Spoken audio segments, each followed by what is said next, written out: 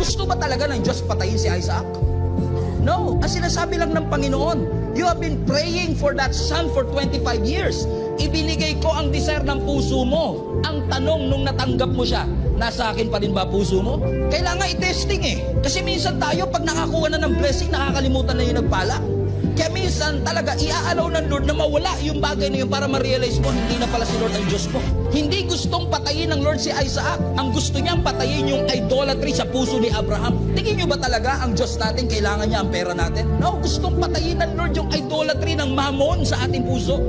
Gusto ng Lord tanggalin yung ating love for money. After all, ang sabi ng Scripture, the root of all evil is the love. Basahin niyo yung Bible, the love, hindi naman money.